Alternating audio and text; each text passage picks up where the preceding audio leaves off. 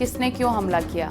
और फिर आपको बताएंगे यूपी की सियासत में किंग मेकर दलित के लिए इस बार किसका फॉर्मूला फिट होगा। इसके साथ ही बात होगी महानवमी पर सीएम योगी के शक्ति साधना की। अब आपको खबरें दिखाते हैं विस्तार के साथ।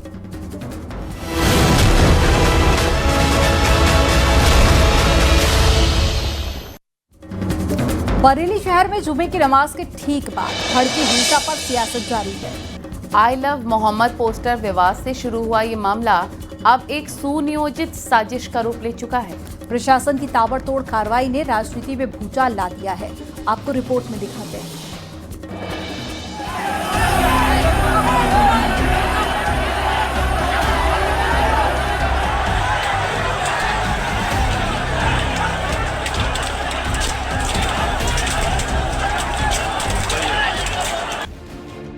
ये 26 सितंबर की वो तस्वीर है जब बरेली की सड़कों पर आई लव मोहम्मद के पोस्टर लेकर निकले लोगों ने माहौल खराब करने की कोशिश की। एक खतरनाक साजिश की गई, जिसके बाद पुलिस का एक्शन अभी तक जारी है।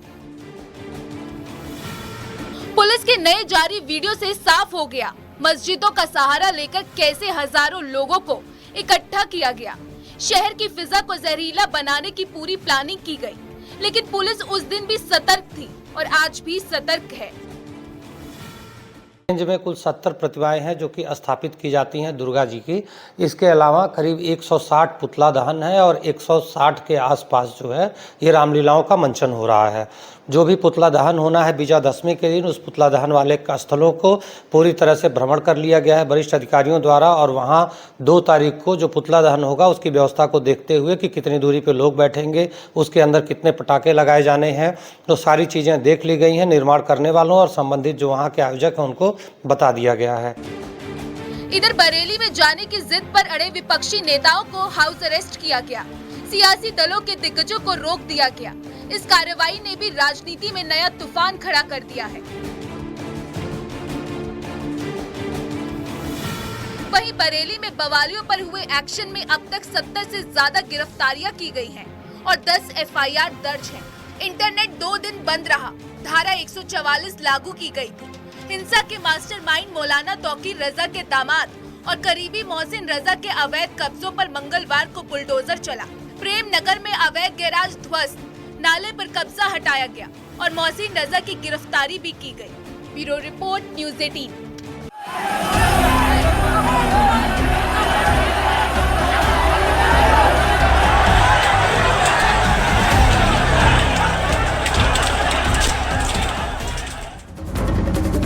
बरेली बवाल पर सियासत भी जारी है। समाजवादी पार्टी ने इसे सेंसिटिव बताया और कहा है ये मुसलमानों से जुड़ा हुआ मामला है। तो कांग्रेस सांसद इमरान मसूद ने एक बार फिर से पुलिस और प्रशासन की कार्रवाई पर सवाल खड़े किए हैं। आपको बता दें कि इमरान मसूद को हाउस अरेस्ट किया हुआ है। नहीं चाहते कि किसी भी तरह का माहौल खराब हो। अमन और शांति के हम लोग पैरोकार हैं। जिस तरीके से वहाँ पर कार्रवाई हुई वो किसी सूरत भी मुझे नहीं लगता कि उचित है। मेरी अधिकारियों से और प्रशासन से ये दरख्वास्त है कि बहुत ज़्यादा एहतियात से काम करें, क्योंकि ये मुसलमान के जज्बात ही नहीं बल्कि ईमान से जुड़ा हुआ मामला है। इस नाम के ऊपर, सल्लल्लाहु अलैहि वसल्लम के नाम के ऊपर आदमी जज्बाती हो जाते हैं और हमारी ईमान की भी पहली सीढ़ी हमारे आका से मोहब्बत है। उनके लिए हर मुसलमान किसी भी हद तक जा सकता है। बरेली में बवाल के बाद में पुलिस और प्रशासन का लगातार एक्शन जारी है, मगर इस कार्रवाई पर सियासत भी खूब हो रही है। कांग्रेस सांसद इमरान मसूद ने सवाल उठाए हैं तो बीजेपी ने भी अपने अंदाज में जवाब दिया। सुनिए। रोक रहा है, अगर कोई बाजार बंद कर रहा है, अगर कोई वहां जाके नारे लगा रहा है, तो वो तो सीधा सीधा पब्लिक की संपत्ति का भी नुकसान है, पब्लिक का भी नुकसान है और पब्लिक भी उसमें अपने आप को असहाय महसूस करती है। जब लोग निकलते हैं चौराहों पे मुर्दाबाद जिंदाबाद के नारे करते हुए, तो वो प्रभावित करता है जनता की आज़ादी को, जनता की भावना को, जनता को एक डर उनके मन में बैठता है। तो हमारे प्रशासन ने जो काम किया है बिल्कुल सराहनीय काम, जो अपेक्षा प्रदेश की जनता की हमारी सरकार से थी वो पूरी करने के लिए हमारी सरकार काम। बरेली जाने का उनका मंशा क्या है? बरेली जाना चाहते हैं कैसे दंगा भड़के, बरेली जाना चाहते हैं कुछ हवा देने के लिए, तब मैं कहूँगा इमरान मसूद से कि वो जहाँ पर है वहाँ पर है तो अच्छा रहेगा। और रही बात ये कि कभी भी अगर इस प्रकार का कोई शक्ति प्रदर्शन करने का काम करेगा और शक्ति प्रदर्शन के बहाने दंगा भड़काने का काम करेगा तो पुलिस चुप बैठेगी नहीं। बरेली हिंसा के बाद से लगातार बयानबाजी भी हो रही है। बरेली से मौलाना तौसीफ रजा का कहना है कि मुसलमानों को टारगेट किया जा रहा है। तो दूसरी तरफ देवबंदी मौलाना सज्जाद नोमानी ने आई लव मोहम्मद के नाम पर प्रदर्शन कर रहे मुसलमानों की आलोचना की है। सुनिए। हालात पेश आए, लाठीचार्ज हुआ, वो सिर्फ मुसलमानों को ऊपर लाठीचार्ज किया और मुसलमानों को ज़दोकोब किया गया। इसलिए ख़ानदान के तमाम अफराद ने मिलकर एक डिमांड पेश की है प्रशासन के सामने कि बेगुनाह मुसलमानों की गिरफ्तारी पर तत्काल प्रभाव से रोक लगाई जाए, पुलिस की मनमानी दबिशों को फौरन रोका जाए। रहमत दो आलम सल्लल्लाहु अलैहि वसल्लम से मोहब्बत का इजहार किसी को चिढ़ाने के लिए नहीं होना चाहिए।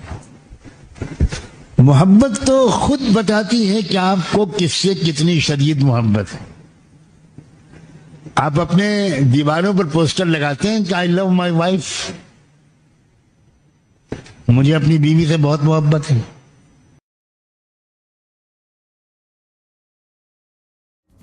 समाजवादी पार्टी की सरकार में मंत्री रहे गायत्री प्रजापति पर जेल में हुए हमले के बाद उनका इलाज लखनऊ केजीएमयू में चल रहा है। उनकी हालत स्थिर है, वे खतरे से बाहर हैं। अब उनकी बेटियों ने अपने पिता को लेकर चिंता जाहिर की। उन्होंने दावा किया कि उनके पिता को 18 से 19 टांके लगे हैं, उनकी तबीयत ठीक नहीं है। साथ ही सीएम योगी आदित्यनाथ से सुरक्षा की मांग करते हुए निष्पक्ष जांच कराने को भी कहा है।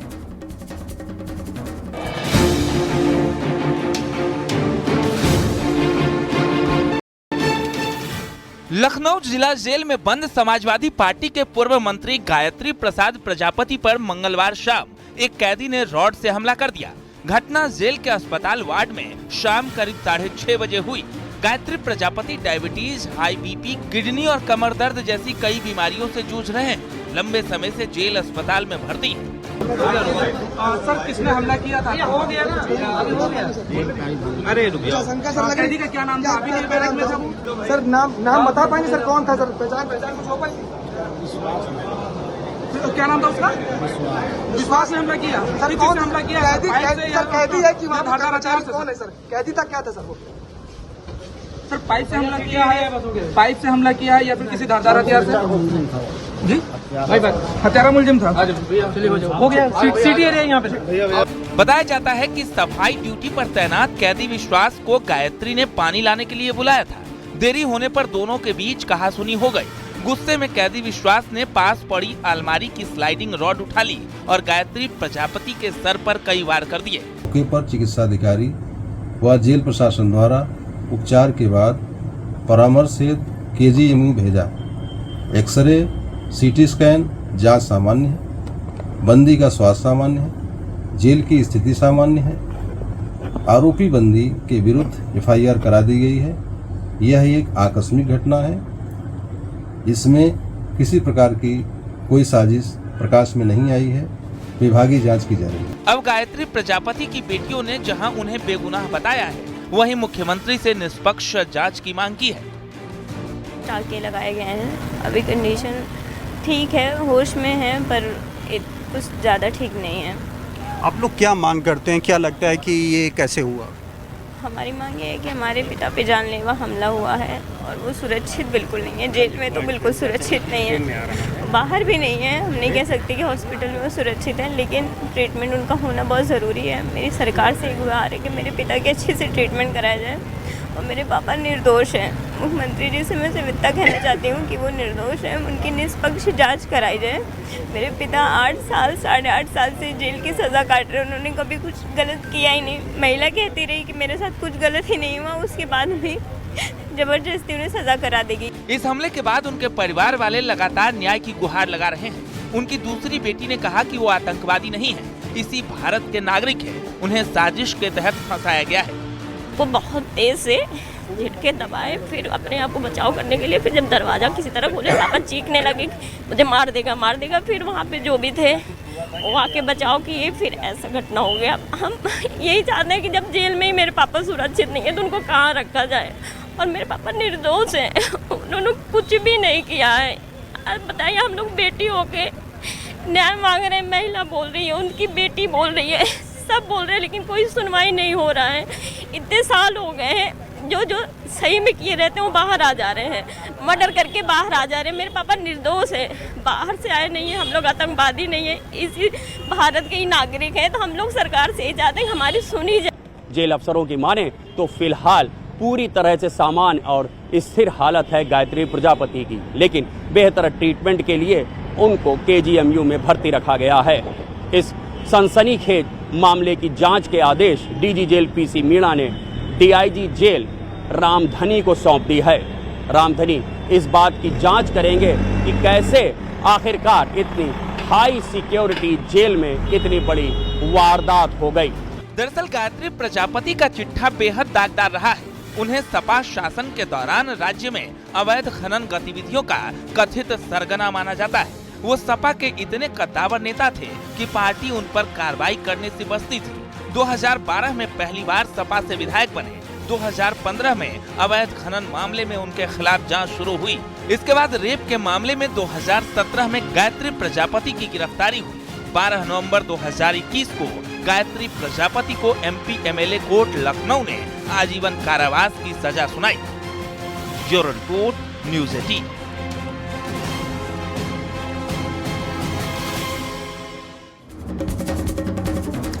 यूपी की सियासत में दलित वोट बैंक हमेशा से किंग मेकर रहा है। अब इस किंग मेकर को अपनी तरफ करने के लिए भारतीय जनता पार्टी, समाजवादी पार्टी और BSP, साथ ही कांग्रेस, सभी पार्टियां अपना अपना दम दिखा रही हैं। मौजूदा समय के हिसाब से इस समीकरण में सबसे ज्यादा कौन सी पार्टी फिट दिखाई दे रही है, दिखाते हैं आपको। यूपी के सियासी समीकरण के हिसाब से जिस बिरादरी के वोट बैंक पर सबसे ज्यादा मारामारी चल रही है वो दलित वोट है। आमतौर पर यह माना जाता है कि भारतीय जनता पार्टी के साथ आरएसएस का वोटर पहले से जुड़ा हुआ है। साथ ही समाजवादी पार्टी मुसलमान और यादव के बेस वोट बैंक के साथ आगे बढ़ रही है। वहीं कांग्रेस भी कुछ अपर क्लास, कुछ मुस्लिम और कुछ दूसरी बिरादरी के वोट बैंक के साथ आगे बढ़ती हुई नजर आ रही है। बहुजन समाज पार्टी हालांकि दलित वोटर्स पर अपना दावा ठोकती है, लेकिन जो दलित समाज, बाबा साहब का बनाया हुआ समाज, माननीय काशीराम का बनाया हुआ समाज, वो ये जानता है कि बहुजन समाज पार्टी ये आरएसएस बीजेपी के तार से बंधी हुई है। जितनी ढील दी जाती है उतना बहन जी हमारी आगे चलती है। ऐसे में सवाल उठता है कि आखिर दलित वोटर की प्राथमिकता क्या है और दलित वोटर किन बिंदुओं के आधार पर वोट करने जा रहा है। अगर प्राथमिकताओं की बात करें तो दलित वोटर्स के लिए सबसे बड़ी प्राथमिकता उनका सामाजिक ताना बाना, सरकारी नौकरियां और आरक्षण मुद्दा है। पिछले कई चुनाव से जो दलितों की अलग अलग जातियां हैं वो अलग अलग वोट कर रही हैं। मुझे लगता है कि किसी एक पार्टी के लिए पूरा चंक जो 21.5% का वोट बैंक है वो एक साथ नहीं जा रहा है। यही मिस्ट्री है और यही अगर डिकोड करती है कोई पार्टी और सभी को अपने साथ जोड़ पाती है तो शायद उसकी ताकत बहुत बढ़ जाएगी। फिलहाल जिस तरह का राजनीतिक समीकरण दिखाई देता है, इससे दलित वोट के बंटवारे के संकेत ज्यादा नजर आते हैं। अगर दलित वोट में बंटवारा दिखा तो बात उस सियासी पार्टी की बनेगी जिसका बेस वोट बैंक उसके साथ मजबूती से खड़ा रहेगा। 2027 के विधानसभा चुनाव में यही वोट इस बात को तय करेगा कि आखिर सत्ता में कौन आने वाला है। ऐसे में इस वोट बैंक को कहीं से भी नजरअंदाज नहीं किया जा सकता है। बहुजन समाज पार्टी का अपना अलग दावा है, समाजवादी पार्टी का अलग दावा, जबकि बीजेपी का अलग दावा। अब देखने वाला होगा कि यह वोट बैंक किसकी सरकार बनवाता है। कैमरा पर्सन मनोज शाही के साथ अलाउद्दीन, न्यूज़ 18 लखनऊ। यूपी के मुख्यमंत्री और गोरख पीठाधीश्वर योगी आदित्यनाथ ने महानवमी पर कन्या पूजन की पवित्र परंपरा का निर्वहन किया। 9 दुर्गा स्वरूपा कन्याओं और साथ ही बटुकों की पूजा, भोजन और आशीर्वाद, ये था सीएम योगी आदित्यनाथ की भक्ति और श्रद्धा का अनोखा संगम। आपको रिपोर्ट में दिखाते हैं।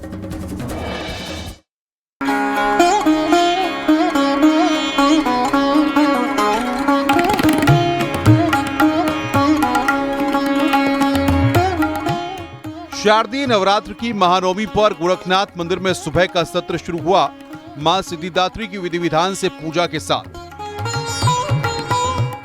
गोरक्ष पीठाधीश्वर योगी आदित्यनाथ ने मंत्रोच्चार के बीच मां की आराधना की, माला, पुष्प और दीप अर्पित किए। ये था शक्ति की उपासना का पहला अध्याय, जो गोरक्षपीठ की गौरवशाली परंपरा का प्रतीक है। फिर शुरू हुआ कन्या पूजन का पवित्र अनुष्ठान। मंदिर की पहली मंजिल पर बने भोजन कक्ष में सीएम योगी ने पीतल की परात में जल भरकर 9 कुंवारी कन्याओं के चरण धोए। हर कन्या को उपहार और दक्षिणा देकर उनका आशीर्वाद लिया। गोरक्षपीठ की यह परंपरा हर साल लाखों भक्तों के लिए प्रेरणा बनती है। जिस परंपरा में इतना पवित्र भाव मातृशक्ति और नारी शक्ति के प्रति रहा हो, स्वाभाविक रूप से ये श्रद्धा और सम्मान का भाव ऐसे ही नहीं रहा होगा। 9 कन्याओं के साथ साथ बड़ी संख्या में आए बटुकों और अन्य बालिकाओं का भी सीएम योगी ने पूजन किया। सीएम योगी ने अपने हाथों से मंदिर की रसोई में बना ताजा भोजन परोसा। बच्चों से बातचीत करते हुए उनकी थालियों में प्रसाद की कोई कमी न रहे, ये सुनिश्चित किया। ये था सेवा और भक्ति का अनोखा मेल। महानवमी पर गोरखनाथ मंदिर में शक्ति पूजा का यह दृश्य हर दिल को छू गया। कन्या पूजन सिर्फ एक रस्म नहीं, बल्कि नारी शक्ति के सम्मान का प्रतीक है। इस आयोजन ने गोरक्षपीठ की परंपराओं को और गौरवमयी बना दिया। Bureau report, news 18।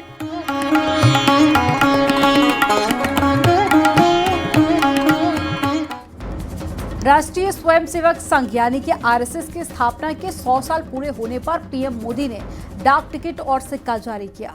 दिल्ली के डॉक्टर अंबेडकर इंटरनेशनल सेंटर में आरएसएस के शताब्दी समारोह में बतौर पीएम मोदी बतौर चीफ गेस्ट शामिल थे।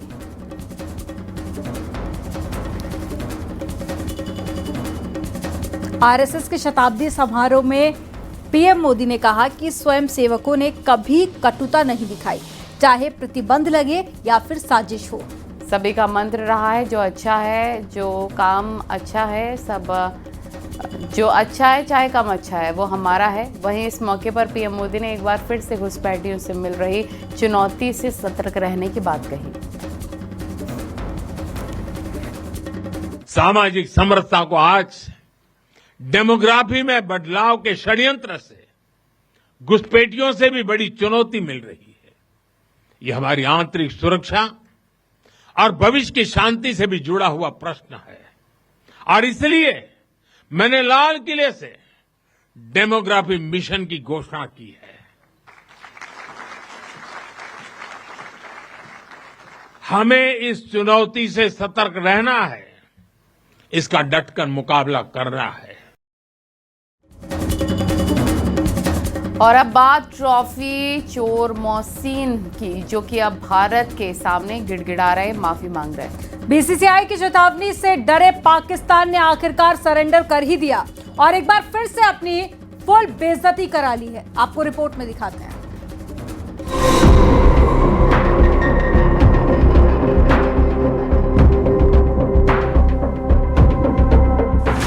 पाकिस्तान क्रिकेट बोर्ड ने टेके घुटने, माफी मांगने को मजबूर हुआ ट्रॉफी चोर।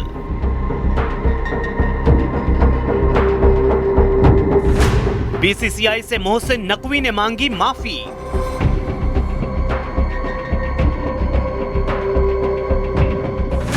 बेशर्मी का दूसरा नाम पाकिस्तान।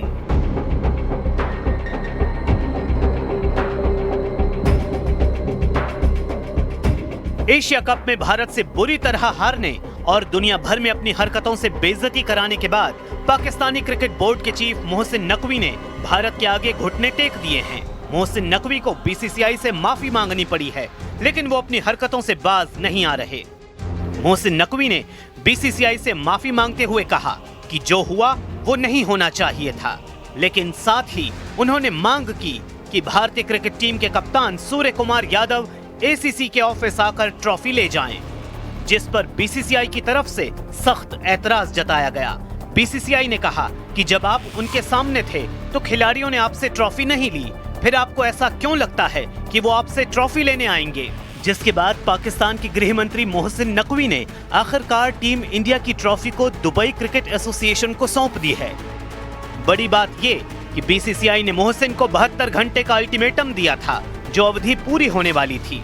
अगर मोहसिन नकवी ट्रॉफी वापस करने को तैयार नहीं होते तो बीसीसीआई उनके खिलाफ दुबई पुलिस में एफआईआर दर्ज कराने वाली थी। लेकिन इससे ठीक पहले बीसीसीआई के साथ वर्चुअल बैठक में मोहसिन ने भारत से माफी मांग ली और ट्रॉफी वापस करने का फैसला कर लिया। मोहसिन नकवी को लाया ना ये चेयरमैन पीसीबी, जिसको अली पे नहीं पता, उसको लाके इन्होंने चेयरमैन लगाया हुआ है। और जब से मोहसिन नकवी आया क्रिकेट का बेड़ा गर्क हो गया। मोहसिन नकवी को उस वक्त भारी फजीहत का सामना करना पड़ा था जब 28 सितंबर को एशिया कप में भारत की शानदार जीत और पाकिस्तान के बुरी तरह हारने के बाद मोहसिन नकवी भारतीय टीम को ट्रॉफी सौंपने के लिए काफी देर तक खड़े रहे।